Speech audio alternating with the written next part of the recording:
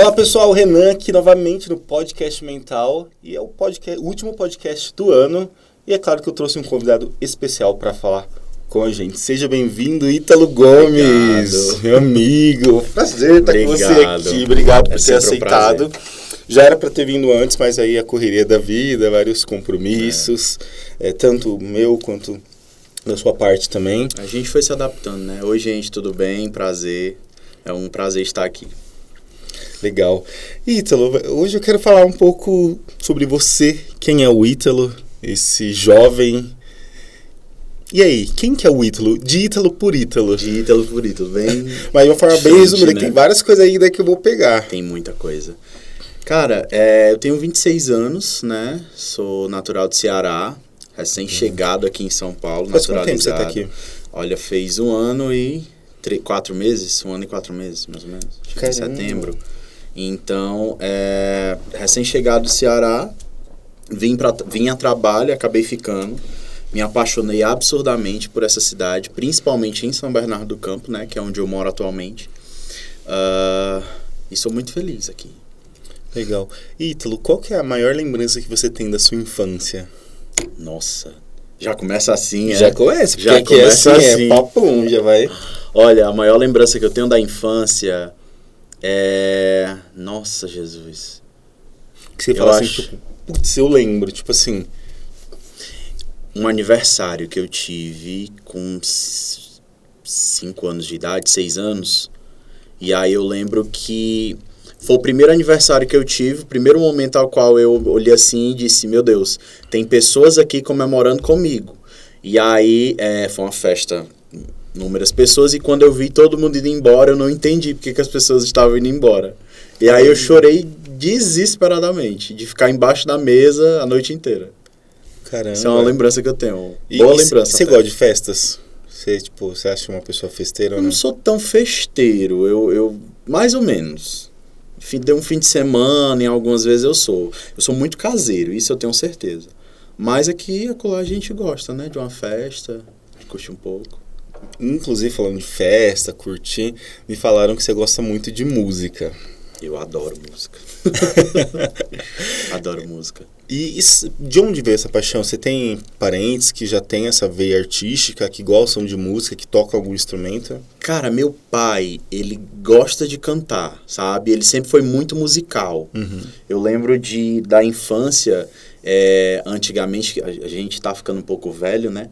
Aí a gente se considera velho, mas aí eu lembro da época do CD, do DVD. Então, tipo, meu pai tinha um DVD, nós tínhamos, né, em casa, aquela TVzona gigante, pra trás de tudo. Acho que era 29 polegadas que... Nossa, nem lembro quanto é. Eu lembro no dia que chegou lá em casa.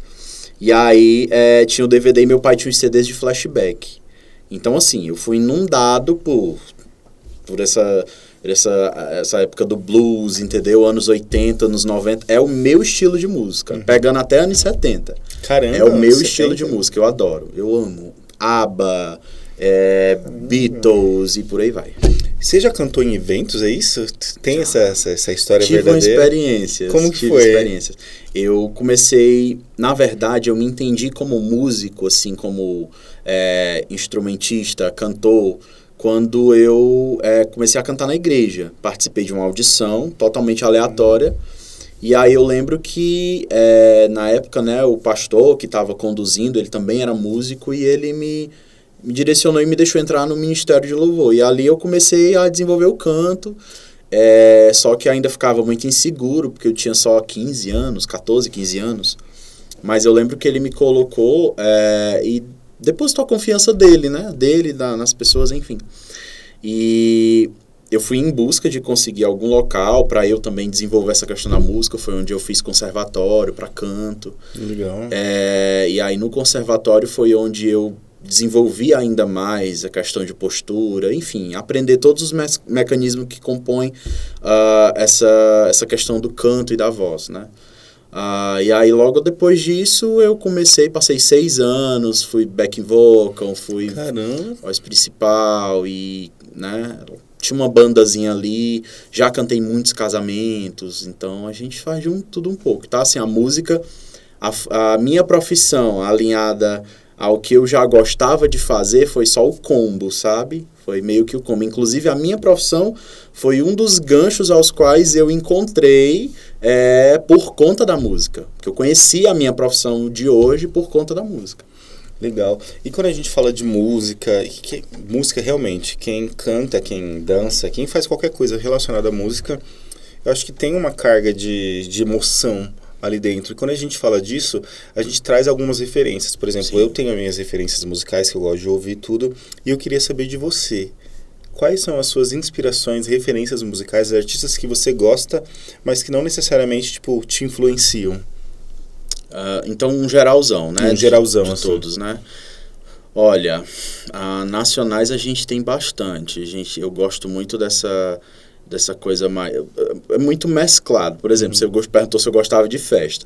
Então, numa festa ou num local, a gente gosta de uma música um pouco mais badalada. Então, ali um forró, vem ali um pouquinho do pop, do funk, enfim, né? Pega ali do forró, pessoal da minha terra, né? Wesley Safadão, a Tati Guel, forrós, N forrós que tem, N bandas de forrós que tem, né? Agora os atuais, Mari Fernandes, Natanzinho, enfim, esses são mais dançantes, digamos assim. Agora, referências, assim, Ítalo, você iniciou de onde? Qual foi o seu primeiro contato com a música? Foi as canções internacionais e as chamadas divas do pop, né, digamos assim. Então, assim, meu pai, ele sempre foi fascinado por Whitney Houston, a musa mor, né? A Mariah Carey, Michael Jackson, Stevie Wonder, essa galera mesmo. Então, eu cresci ouvindo e, querendo ou não, você vai começando a pegar alguns feelings porque você vira cantor de chuveiro, né? Todos nós, a gente gosta de música, a gente se torna cantor de chuveiro. E, querendo ou não, você começa... Aquele é um momento também para desenvolver, né? Acaba sendo inerente seu, acaba sendo um momento que você desenvolve. Então, era onde eu me realizava, assim. Meu show era pros shampoos, assim, sabe? E uma curiosidade, a gente falando de música, sempre quando eu vou viajar, eu gosto muito de ouvir música, independente do lugar onde eu vou. Por exemplo, se eu for na padaria comprar pão, eu coloco meu fone de ouvido e vou ouvir música. Eu sempre. E aí, fazendo um checklist ali da sua história e tal, eu queria saber como que foi o seu processo de vinda para São Paulo e se nesse meio tempo rolou ali uma emoção, se você estava ouvindo música quando você estava vindo e qual que é o maior desafio para você na hora de vir para São Paulo? Você estava lá assim, deitado e falou, putz, vou para São Paulo, ou não? Como que foi isso? De onde surgiu essa ideia? Me bateu isso quando eu tinha acabado de formar e aí eu fui para o interior do Ceará trabalhar. E aí quando eu cheguei lá, fui desenvolvendo uma área do meu trabalho a qual eu não estava me identificando tanto. Você trabalhava com o que antes? Antes eu trabalhava num hospital, eu trabalhava na parte mais administrativa, enfim. Operacional administrativa, né? E aí, depois que eu formei, que eu fui para o interior do Ceará, que eu fui vendo ali um pouco da minha profissão, fiquei um pouco desanimado, desmotivado, e aí alguns feelings foram me dando. Eu digo, eu fui atrás eu fui para a minha profissão por conta da música também. Então, por que não ir em busca disso, né? Onde será que tem isso? Onde é que está centralizado isso? E aí eu sempre fui muito curioso, então saí procurando, saí pesquisando, entrei em grupos de WhatsApp, foi quando eu consegui o contato de um fonoaudiólogo, né? Ele tem um grupo de WhatsApp onde ele fala de voz, enfim. E aí ele foi conversando comigo, falando, tem vaga aqui em São Paulo. Aí mas São Paulo? Como que eu vou? Sempre dá aquele medo, né? Mas aí Deus é muito maravilhoso e envia pessoas que te ajudam a decidir, sabe? Te ajudam a dizer assim, você vai. E assim, eu sempre fui muito cercado de pessoas, assim, até mesmo quando essas pessoas não estavam tão perto, elas apareciam e, obviamente, né, eu sou muito, muito cristão, eu acredito muito em Deus. Então, essas pessoas adivinham de Deus, eu tenho certeza, e aí me direcionavam de uma forma, assim, linda, sabe? Linda. Eu confesso que a minha mudança porque você mudar de um estado para outro nunca é fácil, sabe? Nunca é fácil. Você está ali no seu conforto, em sua família. E aqui em São Paulo, não conhecia ninguém. E como foi pra você, tipo assim, pros seus pais, pra sua mãe e pro seu pai? Terrível! Sua mãe chorou? Eles choram até hoje. Oi, mãe. Ela chora até hoje. Sua mãe? Minha mãe chama Cleide. Se você pudesse resumir sua mãe em uma palavra, o que você resumiria? Expansiva. Ela é igual eu. Eu sou igual a ela, né, no caso. Uhum. Ela é muito expansiva, onde ela chega, ela fala. Ela é muito aberta, faz amizade fácil. Se deu esse horário 3 da tarde, ela não tá dentro de casa, ela está na casa de alguém, tá? Que ela conhece há anos. Ela é assim, muito expansiva. E você tem uma característica dela que, assim, tipo, é marcante dela, só ela tem. Se ela fizer, você tem não parar de falar. Ela fala muito? Ela fala muito. Não parar de falar, vai me matar, tá?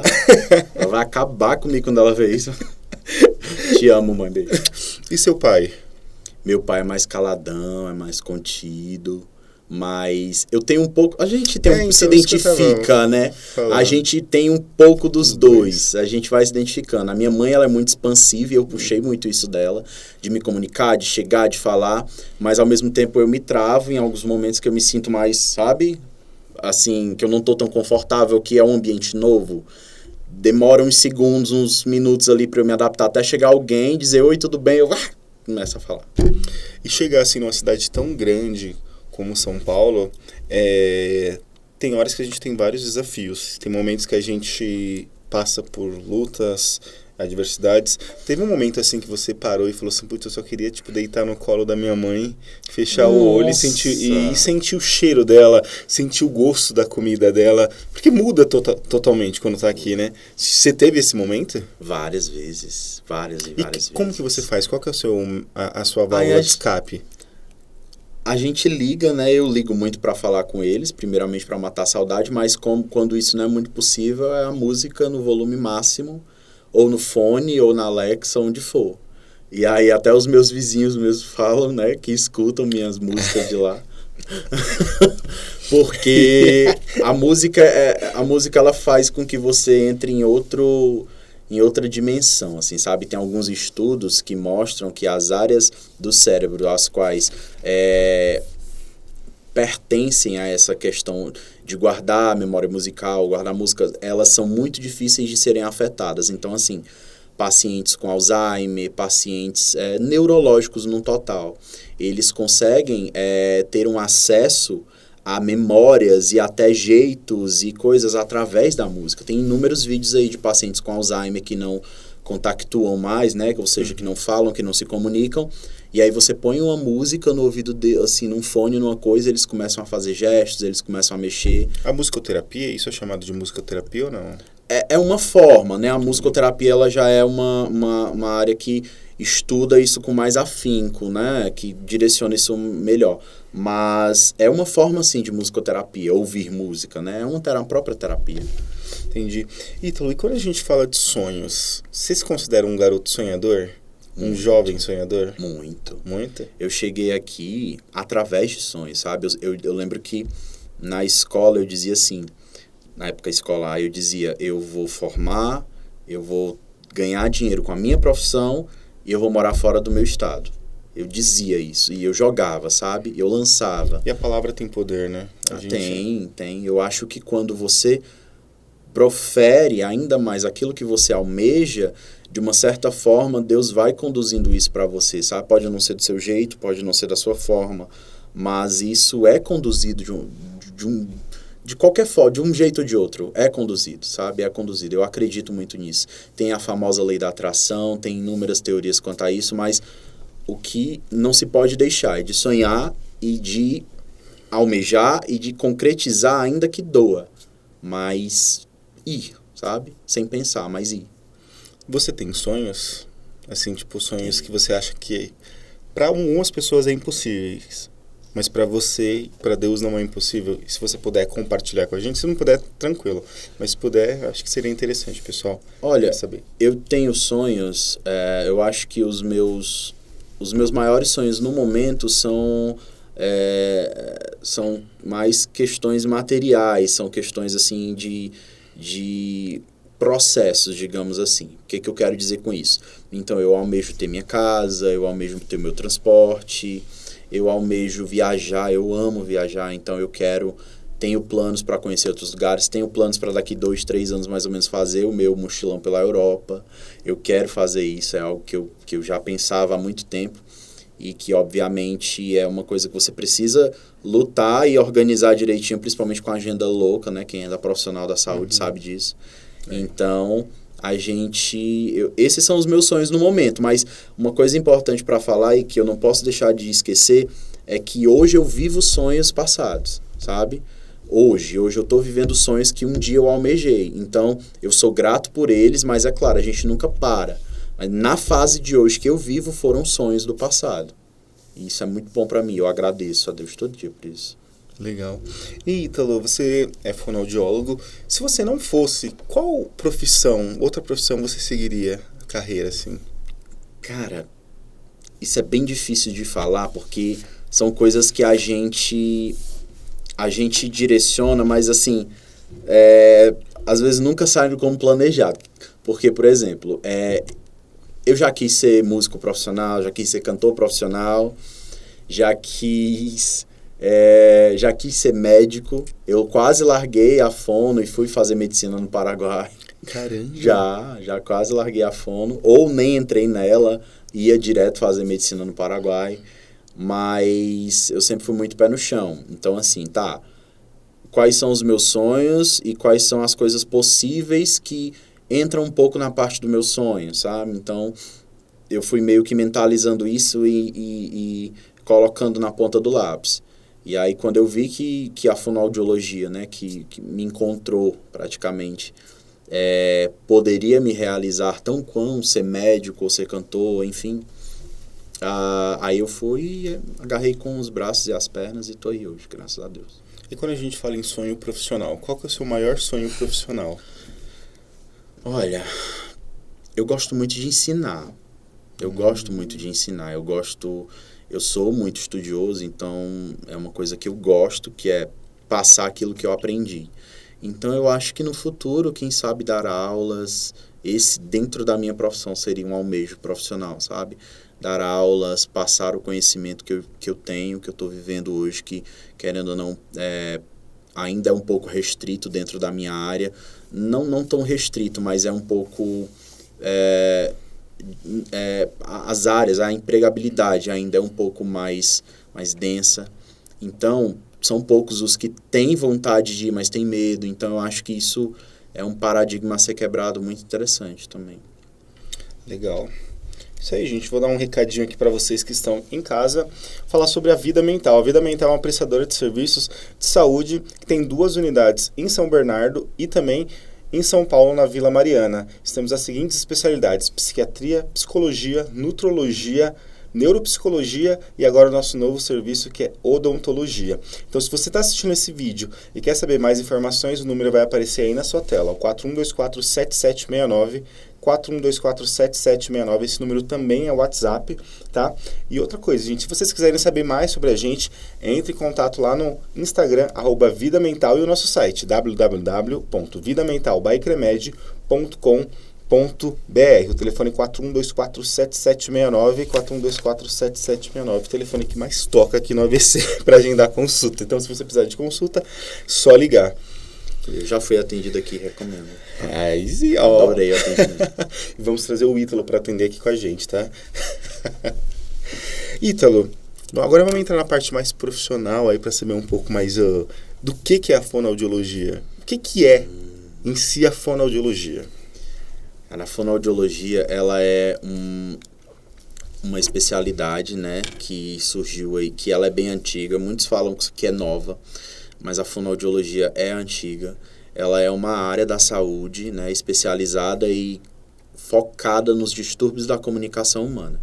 Então, tudo que compete à comunicação advém da fonoaudiologia. A gente tem inúmeras áreas de atuação, hoje são mais de 12 especialidades dentro, né, da fonoaudiologia. Ela surgiu lá por volta dos anos 60, seu primeiro curso foi inclusive aqui em São Paulo. Legal. E aí, né, veio de alguns professores que vieram de fora implantar essa profissão aqui, que já era trabalhada, mas não se chamava fonoaudiologia ainda, né? Eles eram conhecidos como logopedistas, terapeutas da fala, enfim.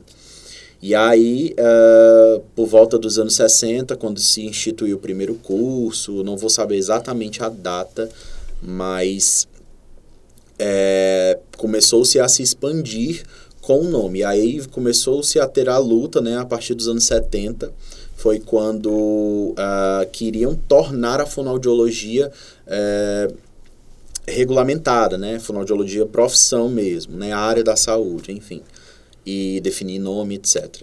E aí foi uma luta, né, porque entra questões políticas, questões adversas, e lá em 1982, 82 isso, 69 de 85 é a lei, mais ou menos. Uhum. Se eu tiver errado, vocês pesquisam lá direitinho. Mas é por volta dessa data, esta data mesmo.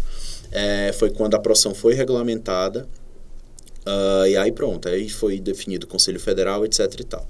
Então, assim, nós trabalhamos com todas as partes da comunicação, voz, fala, audição, motricidade oral, ou seja, questões da face, que também compõem essa questão da fala, e a deglutição, né, que é a parte onde você, o mecanismo de engolir os alimentos, enfim, tudo que compõe isso.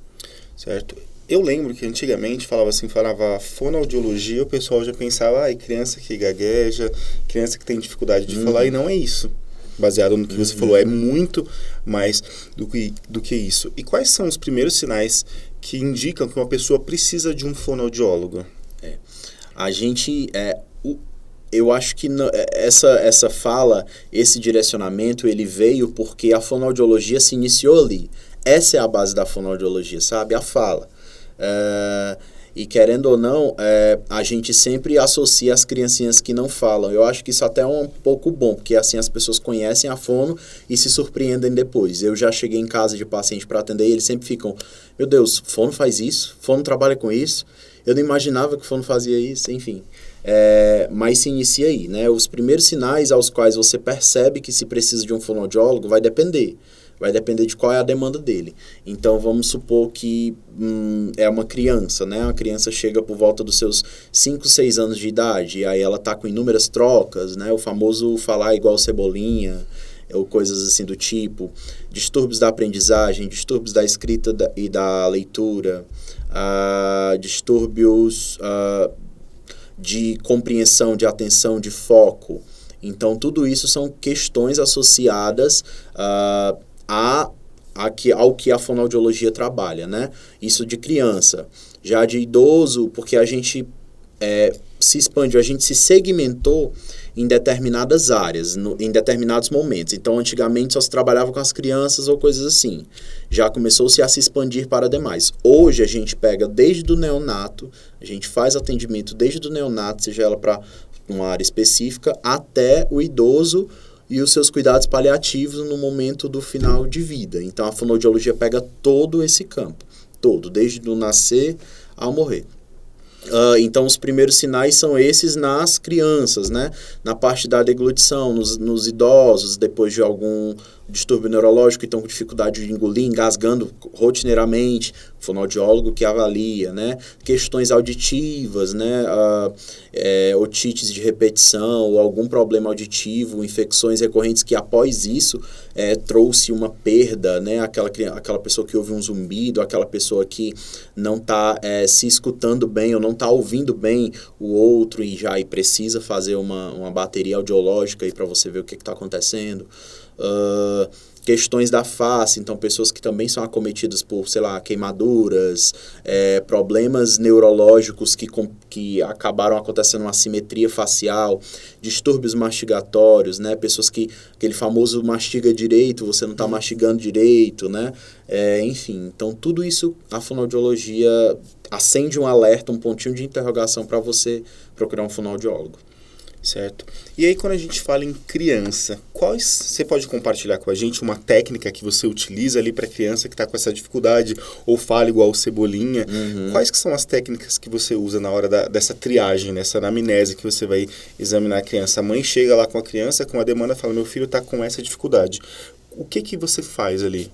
Quais são os primeiros passos? Quais são os primeiros sinais aos quais a gente busca, né, numa criança, basicamente, que a gente identifique o que precisa ser trabalhado. Então, a maioria das demandas que chegam para mim, meu filho não está falando R.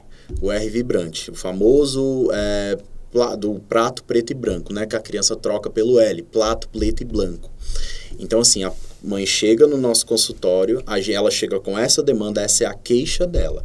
A partir da queixa dela, eu vou fazer uma avaliação do contexto geral. Então, acaba que eu pego tudo e segmento na queixa.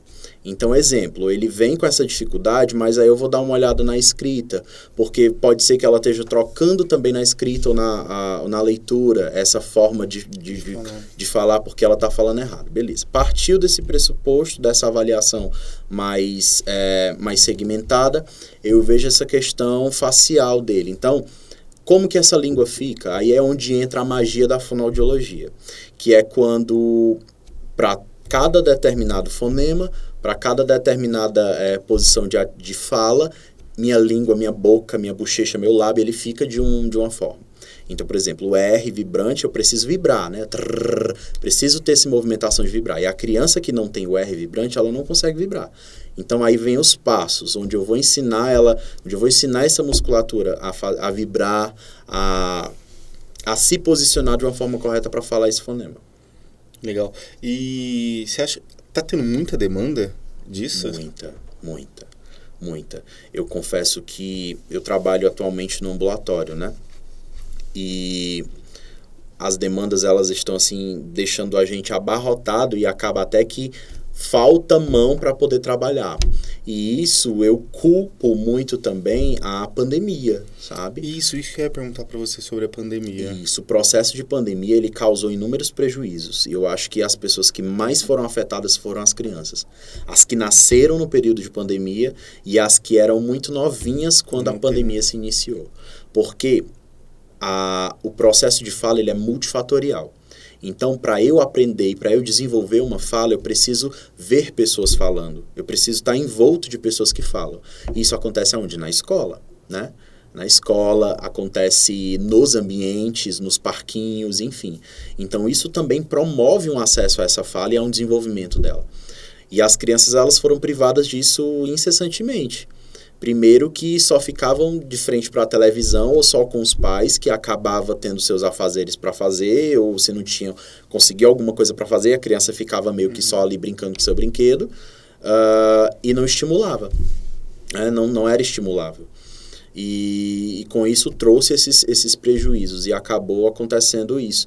E isso foi reverberando no hoje. Né, que chega no consultório, crianças assim que a mãe, nossa, eu nunca vi, eu tento ensinar para ele não fala, ele não tá sabendo falar igual a outra fulana que fala igual, meu outro filho não foi assim, muitos chegam com essas comparações. Isso que eu ia perguntar para você, porque às vezes é ridículo esse tipo de comparação, porque cada criança tem o seu tempo.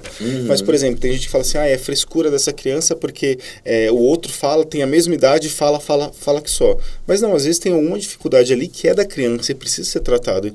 Então, eu acho esse tipo de comparação um pouco ridícula, porque a pessoa precisa levar para o profissional avaliar, para ver o que está acontecendo e para conduzir da melhor forma. A gente não é todo mundo igual, né? Porque se fosse todo mundo igual, acho que... Que graça teria, exatamente. Né? Mas uma coisa bem interessante dentro disso é que o que você fala é muito o que acontece, sabe? Eu recebo pessoas, só para você ter noção, eu faço, além de um trabalho mais terapêutico, eu realizo a triagem desses pacientes também. Tem um dia inteiro que eu faço de triagem. E eu recebo mães chorando no meu consultório, sabe? Eu tenho ali poucos minutos para poder acolher e direcionar, porque é apenas uma triagem, onde eu acolho a demanda e encaminho para o profissional, mas mãe chega chorando. Por quê? Porque é a vizinha, é a avó, é a amiga, às vezes chega com a amiga e a amiga, olha, o meu filho está aqui no meu braço, fala, o dela não fala. Então a mãe se sente assim, teve uma mãe que disse assim para mim, eu sinto como se eu estivesse levando um tiro. Eu me sinto uma péssima mãe. Aí eu pergunto, mas por quê? Porque meu filho não fala. E as pessoas dizem, a culpa é sua. Ele não fala porque você não ensinou. Ele fala porque você estava lavando a louça na hora que ele precisava de você para ensinar a falar. Então, assim, as mães chegam desesperadas. É um desespero. Sabe, você olhar para uma pessoa e ela dizer, meu filho não está falando, a culpa é minha e eu preciso que você me ajude. Você pensa assim, nossa, isso não existe. Existe. Toda semana eu vejo isso. Toda semana. E aí é onde eu sento, acolho essa mãe. Às vezes tenho que pegar um papel para ela parar para limpar as lágrimas, enfim. porque é muito frequente. Eu sou comunicador e sou apaixonado por comunicação desde pequeno, e a gente sabe que o nosso maior instrumento na comunicação é a nossa voz, e a gente precisa de cuidados, embora nem todos tenham cuidado com a voz. Como que funciona essa questão da fonoaudiologia cuidando de um profissional que usa a sua voz, e quais as recomendações ali você passaria para ter o instrumento dele em dia? Primeiro de tudo, perceber os sinais e sintomas de que algo está errado. Sabe, ser um comunicador a gente tem inúmeros, mas nem todos passaram por um fonoaudiólogo ainda. Mas eu acho que deles, hein, gente? Primeiramente, já abre a agenda 2025 que eu vou estar lá. Já tá aberto, você sempre tá aberto. Eu acho que perceber os sinais e sintomas de que algo tá errado, sabe? De que algo tá me sinalizando. Rouquidão, perda da voz, cansaço, fadiga, aquela voz que muda. Nossa, fulano ouve e diz, sua voz está diferente. Ou você mesmo percebe sua voz está diferente. Secura, né, que a gente chama. Nossa, eu tô com a garganta muito seca, tá tendo uma queimação, enfim. E a perda da voz, né, como eu já havia dito, que é algo que acaba transcendendo, porque se você é um comunicador, você trabalha com sua voz. Exatamente. Então acaba que quando você perde ela, você perdeu o seu trabalho. Mas até perder ela, a tua voz vem dando alguns sinais, sabe? Chega às vezes pessoas no consultório e dizem, a minha voz não era assim e ficou assim do dia para a noite. Não ficou assim do dia para a noite. Ela te deu alguns sinais, ela te mostrou que precisava de ajuda, sabe? Tudo que compõe a nossa voz ela é composta por musculatura, né? Então, essa musculatura sendo trabalhada em excesso, vai fadigar e vai se prejudicar, e até mesmo quando não sendo trabalhada, vai ficar enrijecida ou vai ficar ali num platô, né, digamos assim. É como se fosse academia. Se eu treino esse meu músculo, ele vai ficar forte e ele vai ficar funcional. Se eu não treino, ele vai ficar ali no basal dele, mas nem bom e nem ruim. E assim, então, como é a voz? Você falou do cansaço. E como que a gente identifica esse cansaço na voz? Primeiro de tudo, para comunicadores, a gente sabe que não tem demasia, né? Não se tem demasia. Então, para você falar forte ou para você falar fraco, tem técnica. Para você gritar ou não gritar também, que é o essencial, tem técnica. Para você passar várias horas falando e essa tua voz não cansar, tem técnica também. Então, para tudo tem técnica, só que antes disso, você precisa entender como que compõe todo esse teu trato vocal, né? O que é essa musculatura, como que ela funciona, como que ela se comporta, para você começar a ter essa autoconsciência do que você tem e em seguida trabalhar isso, refinar essa musculatura, refinar a sua voz. Certo. A gente tem alguns exemplos de cantores famosos que, no decorrer ali da vida, perderam a voz. A gente tem, por exemplo, a Celine Dion, que teve um momento ali que teve problema com a voz, a própria Adele, que inclusive eu sei que você é muito fã dela, então teve problemas ali que um tempo ela ficou com hemorragia nas pregas vocais.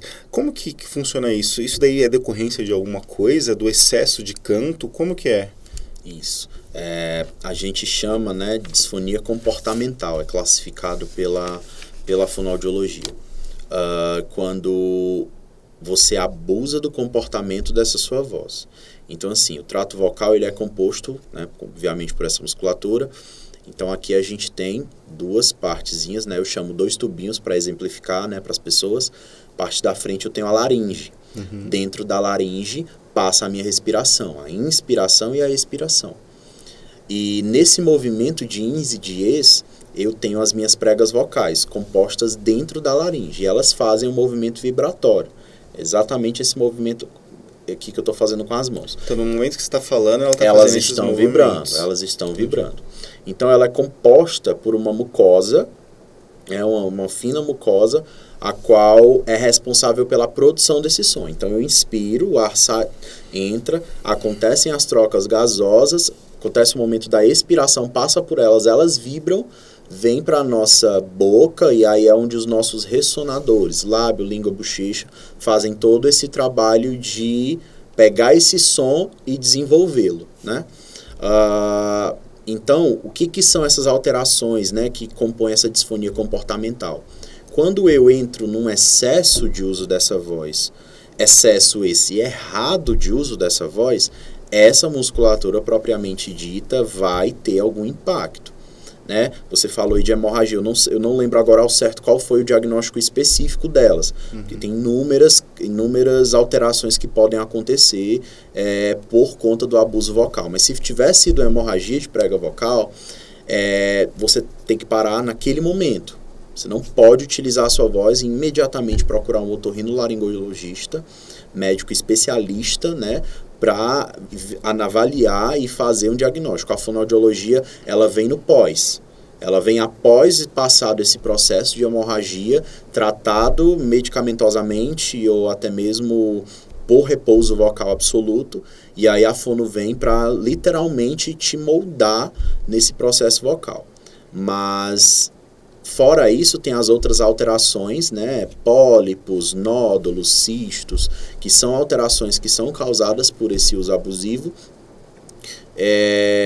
que elas também vão te trazer uma alteração dessa voz. Então, eu tenho uma mucosa aqui que faz um movimento vibratório e que junta uma com a outra. Vamos supor que em um evento eu abusei dessa voz, dei um grito muito alto e pá, deu um pólipo ali. Um pólipo é como se fosse uma bolinha que fica nessa região, né, na região mais posterior. Então, a minha prega vocal ela vai fazer o quê? Não vai vibrar conforme deveria. E vai escapar. Escapando ar, eu tenho aquela voz mais rouca, que sai um pouco de voz, mas fica rouca. E aí eu não consigo. Isso é só um exemplo, tá? Não que necessariamente fica assim. Pode ficar de outra forma, mas na maioria das vezes fica assim. Então, são alterações que vão sendo conseguintes, até chegar num momento sério desse, que seria uma hemorragia de prega vocal, que aí foi o ápice do abuso, digamos assim. Entendi. E aí, nessa pegada ainda de cantores, artistas, a gente sabe que tem bastante cantores que começou ali quando começou, era muito tímido, era muito acanhado, mas tinha um potencial vocal para executar aquilo. Como que vocês, fonoaudiólogos, trabalham nesses casos? Por exemplo, tem pessoas que deixam se levar pela timidez. Existe uma técnica, algo do tipo, você trabalha junto com outro profissional ali? Ou compartilha aí pra gente o que pode ser feito nesse caso. Eu acho que nada melhor do que iniciar todo esse processo falando também da vida mental, sabe? Da saúde mental. E desse processo também, porque tudo se inicia ali. E não sei se a maioria das pessoas não tiveram a oportunidade de participar de uma aula de canto, mas às vezes você está envolvido numa igreja, está envolvido num grupo que acontece de ter algum profissional desse para dar uma palestra ou algo do tipo. Mas assim, todo mundo pode cantar, né? Todo mundo tem essa possibilidade de cantar. Vai depender do ajuste, vai depender de como você vai direcionar isso. Então, assim, o que eu diria para essas pessoas, né, que se você tem esse sonho, se você tem essa vontade de seguir ou algo na música ou de se comunicar mesmo, é só você buscar refinar isso. E nós, como fonoaudiólogos, a gente entra junto de toda essa equipe, né? Entra desde o psicólogo, entra desde o professor de canto, que trabalha ali lado a lado com a gente muitas vezes, né, quando se trata de cantores, os médicos otorrinolaringologistas, enfim. Mas às vezes aquela pessoa tem um problema hormonal, uma disfunção hormonal, a gente faz os encaminhamentos. Então, assim, acaba que cada um tem o seu componente ali de fazer com que essa voz se desenvolva. E a pessoa consegue cantar. E a pessoa consegue cantar, consegue desenvolver, né? E isso, tem muitas pessoas que nunca fizeram aula de canto e cantam lindamente hoje. Tem, mas acaba que em algum momento você vai precisar ter nossa, tá acontecendo alguma coisa e eu não sei, sabe? Tudo bem, você iniciou ali empiricamente, digamos assim, né? Com toda a sua experiência. Mas em algum momento pode chegar e você precisar. Entendi.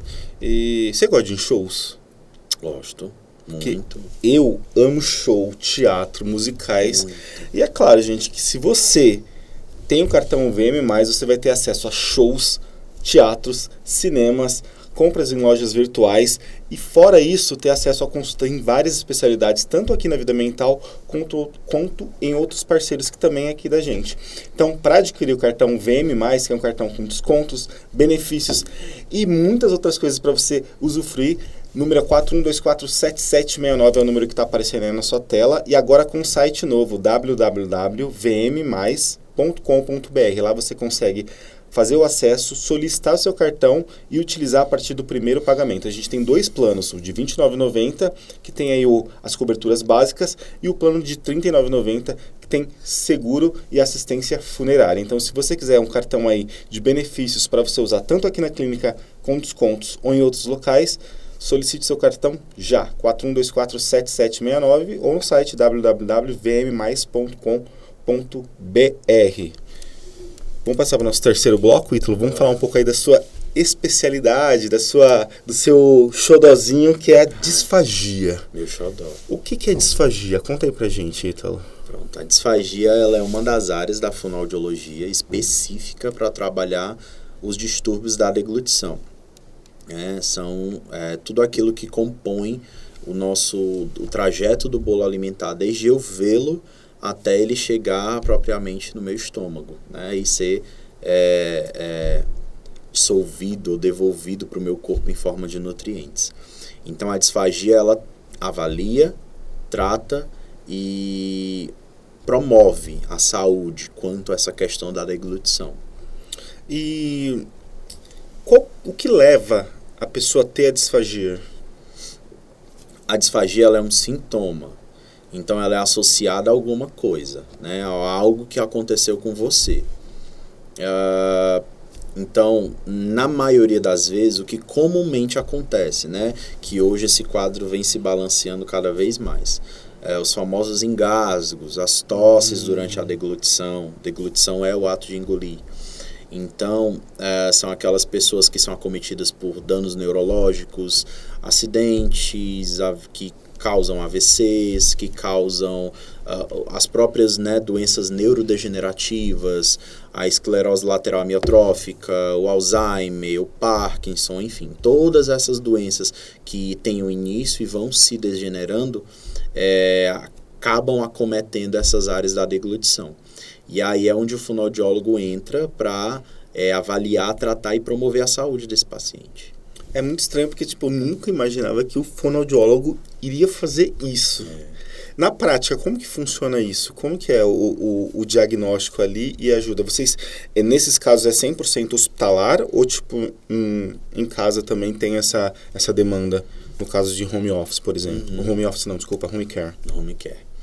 A gente atende em todos esses locais que você falou, seja ele... O primeiro acesso que acontece com o fonoaudiólogo geralmente é por intermédio, sabe? Acaba sendo por intermédio do médico, do fisioterapeuta, da equipe de nutrição, que são os nossos parceiros ali na hora do atendimento a esse paciente. Mas quando o fonoaudiólogo ele entra por intermédio de alguns desses profissionais, ele vai primeiramente entender como é que é aquele contexto. Então a família chega para mim e diz: olha, doutor, meu pai está engasgando tomando água, mas quando ele está comendo comida ele não engasga. Por quê? Ou então é muito estranho porque a água é mais fácil dele engolir. E aí quando a gente vai e dá aquele choque de realidade, não, o líquido fino que a gente chama, né, a consistência da água, ele é mais propenso do seu pai engasgar do que um líquido mais sólido, do que um líquido mais pastoso. E aí vem aquele choque, as pessoas não entendem, mas é muito por isso. E aí a gente entra com alguns manejos, né?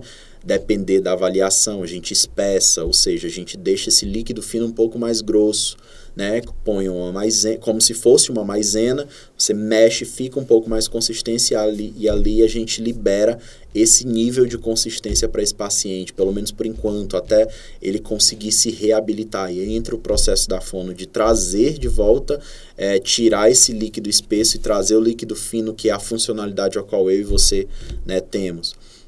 Isso acometido por alguma coisa que acabou tornando essa disfagia, que é a dificuldade de deglutição. Esse processo, esse cuidado, ele é contínuo ou em algum momento ali ele pode ter alta, pode ser liberado? Como que funciona? Olha, a dimensão de alta dentro desse aspecto, ela acontece. É possível dar alta, mas como a gente encara muito esses pacientes que são, que vêm acometidos de algo, vai depender muito do quadro clínico dele. Então, assim, tem pacientes que a gente, né, sofreu um AVC, né, um acidente vascular encefálico, e é um paciente jovem, né, vamos variar esse jovem, 55 anos, 60 anos, 65 anos, né, a maior incidência é a partir dos 60, 70 anos, mas eu ainda considero um paciente jovem. O jovem que eu falo é no sentido de, fazia suas coisas, dirigia, trabalhava até. Então, a gente começa nesse processo de reabilitação, ele vai respondendo a esse processo e a gente vai vendo que ele está tendo uma segurança para se alimentar. Esse paciente, ele é uma paciente apta a ter alta, diferentemente dos pacientes aos quais são acometidos por doenças que são neurodegenerativas, ou seja, são doenças que vão progredindo conforme o tempo. Então, esse paciente ele vai precisar ser acompanhado. Pode chegar num momento ao qual ele não precise, não é nem que ele não precise, mas que esse acompanhamento vai sempre precisar ter, né? Esse monitoramento vai sempre precisar ter. Só que aí a família já está muito orientada, a família já está muito bem direcionada e acaba solicitando a gente sempre que necessário, né? Após isso. Isso acontece mais em adultos ou acontece em crianças também? Olha, acontece em crianças também. Porque existem inúmeras crianças que nascem, né, com doenças congênitas, né? Crianças com não algumas síndromes e doenças, né? As síndromes, por exemplo, a síndrome de Down, que é um paciente que ele tem uma alteração de anatomia oral. Então, às vezes é um paciente que traz uma disfagia consigo e aí a gente entra para poder, né, trabalhar e ver o que é que está acontecendo e, se possível, reabilitar. E entre outras doenças aí. Mas tem, a disfagia pediátrica também é algo que acontece e a gente precisa avaliar e tratar. Certo. Ítalo, quando a gente fala dessas especialidades aí que você citou, da disfagia que você é especialista, tem alguma outra que você quer, fazer, também quer seguir? Ou você quer, manter, focar nisso? Bom, eu acabei de terminar minha especialização, né, em disfagia pela Faculdade de Medicina do ABC. E é algo que eu já trabalho há alguns anos, né? Mas as outras áreas da fono também sempre me chamaram muita atenção, sendo elas a voz e a motricidade orofacial. Legal. Né? Então, assim, não dá pra gente ter tudo, né? Abarcar tudo, mas dá pra gente ter um pouquinho de cada uma delas e trabalhar. Então, por exemplo, voz eu já atendo também há um tempinho, então isso já é fácil e prático para mim também no dia a dia. Então, basicamente isso, mas a especialidade mesmo assim, reconhecida e firmada é em disfagia mesmo. Legal. Gente, e olha como o tempo passa rápido. Já tem quase, eu acho, uns 40 minutos, 50 minutos. Nossa, que a gente está conversando, mas ainda não acabou. Eita. Porque agora a gente vai voltar lá para um pouquinho no começo, que a gente falou um pouco sobre você, sobre a sua vinda aqui para São Paulo, como que foi todo esse processo. E é claro, como todos os convidados, eu gosto de saber um pouquinho mais do pessoal aqui, da pessoa que eu estou entrevistando. Então a gente vai fazer um bate-bola aqui para saber algumas coisas sobre você, Ítalo. Vai ter que responder rápido. Pode. Eu sou um pouquinho lento. Não, mas vai ter tempo. Tem tempo. Eu quero saber um livro que você leu, assim, que pra você, é um top. A Morte é um Dia que Vale a Pena Viver, da Ana Cláudia Quintana, de Arantes. Uau. Uma médica paliativista incrível, que eu, inclusive, escrevi para ela esses últimos dias. Foi o último livro que eu li. E, assim, eu tô encantado com tudo que eu vi. Pode continuar. Não. Um cantor ou uma cantora? Um cantor ou uma cantora? Um só? Um. Nossa Senhora, aí você me quebra. Um cantor, uma cantora? Whitney Houston. Whitney Houston. Barra Adele. Não, barra não sei, mas tem uns barra ali. Uma inspiração pra você. Uma inspiração. Uau. Uma só? Uma só. Uma que você fala assim, pra mim isso daí é uma inspiração. É inspirador. Olha, eu confesso pra você que eu não tenho uma inspiração. Eu acho que a minha inspiração é em ser algo... É ser todo dia alguém melhor, sabe? Eu sempre peço a Deus, por exemplo, nas minhas orações, que me dê sabedoria de Deus, eu quero ser sábio, eu quero ser sábio. Em contrapartida, quando você pede alguma coisa, ele te manda situações para as quais você tem que ser direcionado a ser sábio, né? Então, eu não tenho uma pessoa em específica assim. Agora não me vem à mente, mas eu peço sabedoria todos os dias. Então, se alguém for tão sábio ao quão me intrigue a ser igual a ela, talvez eu saiba no futuro, mas agora não sei. Deus, então, né? E o que é Deus para você? Olha, Deus para mim, eu acho que não tem como falar sem falar de Deus, sabe? A fé que proferimos nos faz acreditar em algo que transcende, em algo que transborda dentro da gente. E eu sou muito adepto a isso. Eu entendo que existem várias religiões, existem várias coisas às quais você acredita, e isso é muito válido para todo mundo. Mas contanto que você acredite em alguma coisa, sabe? Não tem como passar por essa vida, não tem como sobreviver, ter vida mental, não tem como ter saúde mental, não tem como você fazer com que seu corpo ande sem você acreditar em algo. Se eu não me engano, não foi Clarice Lispector, foi uma escritora lá do Ceará, Raquel de Queiroz, deu uma entrevista uma vez, se não me falhe, foi ela, tá? A qual ela disse que ela tinha uma vida que era sem sentido, porque ela não acreditava em nada. E ela admirava quem acreditava. Porque se alguém tinha um sofrimento, ou se alguém tinha alguma questão, tinha a quem recorrer, a quem pedir. Ela não tinha ninguém, a não ser sofrer com o próprio sofrimento dela, sofrer com o próprio luto dela. Então, realmente acreditar, ter algo para acreditar, faz toda a diferença. Certo.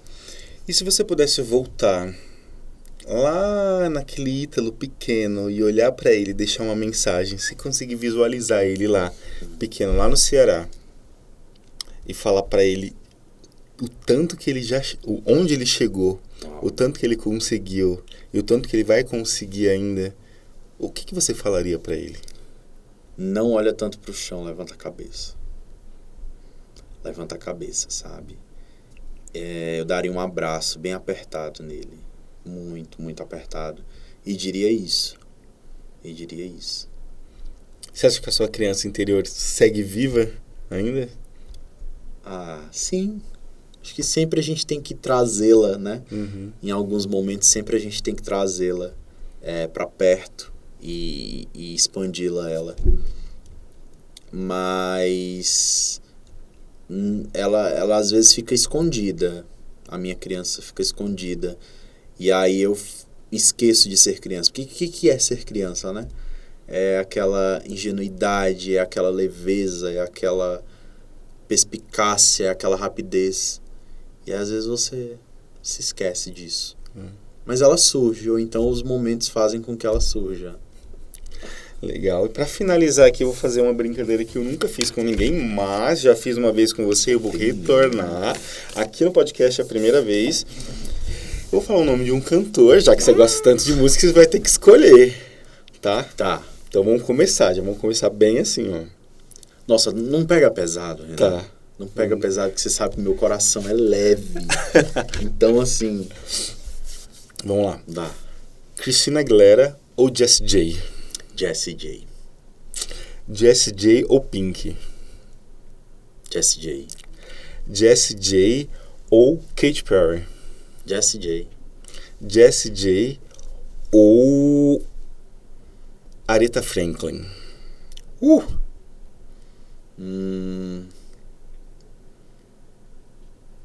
Levando em consideração que a Aretha começou, mas ainda assim eu ouvi, mas não ouvi tanto, Jessie J. Jessie J ou Etta James? Jessie J. Jessie J ou Tina Turner? Jessie J. Jessie J ou Celine Dion? Celine Dion. Celine Dion ou Beyoncé? Celine Dion. Celine Dion ou Yolanda Adams? Celine Dion. Yolanda é incrível. Celine Dion ou Jennifer Hudson? Poxa. Celine Dion. Celine Dion ou Adele?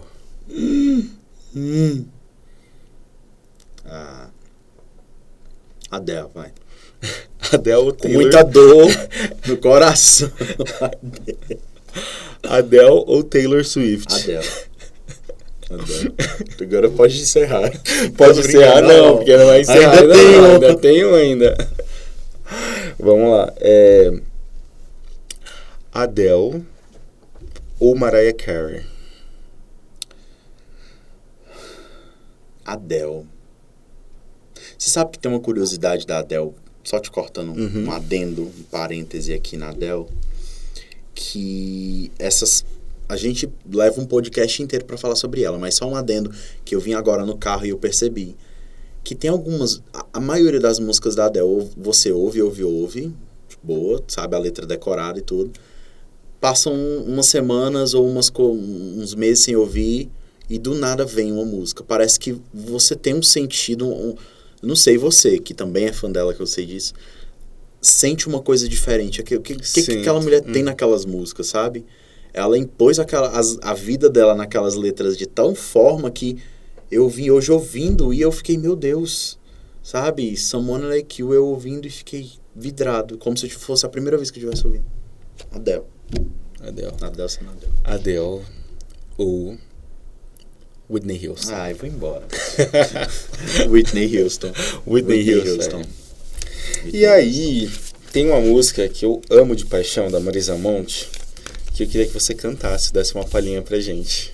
Eita Deus. Deixa eu só pegar meu celular. Depois. Eu tenho medo de esquecer a letra. Não, vai. Rapidinho. Vai, rapidinho, uma palhinha só. Depois é muito lindo, eu lembro que tocou na novela. Uhum. Depois de sonhar tantos anos, de fazer tantos planos, de um futuro pra nós, depois de tantos desenganos, nós nos abandonamos como tantos casais. Quero que você seja feliz, hei de ser feliz também depois. Uau! Muito bom. Ítalo, mais uma vez, muito obrigado por ter aceitado o convite. Você sabe que você é incrível. Eu gosto de você pra caramba. Faz, eu acho que exatos um ano que a gente se conhece. Um ano que foi em dezembro. E é sensacional sempre estar com você. Você é um profissional incrível. Por onde que você passa, você traz alegria. Eu desejo para você tudo de bom em 2025, que você continue aí trilhando caminhos incríveis da sua vida. Amém. Tá? E quero você mais vezes aqui no podcast. Eu gostaria de agradecer a todos que assistiram esse podcast. Esse é o último podcast do ano e trazer você aqui e falar sobre tudo, sobre você, sobre as músicas, sobre as divas pop é sempre muito, muito bom. Que assim, bom. Tem novidades vindo por aí. Tem novidades vindo por aí. Então, acompanhe as redes sociais do Ítalo. Qual que são as suas redes sociais, Ítalo? Ítalo.gomes com outro S, número 1. Certo. E é isso, gente. Muito obrigado pela companhia. Dia 30 teremos uma live exclusiva de retrospectiva aí de todos os podcasts que participamos nesse ano. Inclusive, esse estará lá também. Então, se você não é inscrito no canal, já clica aqui, inscreva-se, ativa o sininho para receber as notificações, porque senão o YouTube não entrega para você. E é claro, gente, acompanhe nossas redes sociais, @vidamental, o site www.vidamental.com.br. E se quiser tirar dúvidas, é no telefone 11 4124 7769. 11 4124 7769. Meu Instagram é rec.renan e eu espero vocês lá. Ítalo, mais uma vez, muito obrigado. Eu tô muito Estaremos feliz. juntos, 2025 está chegando. E com muita novidade. Gente, muito obrigado. Beijo pra vocês, feliz ano novo, Tchau, feliz pessoal. Natal. Tchau!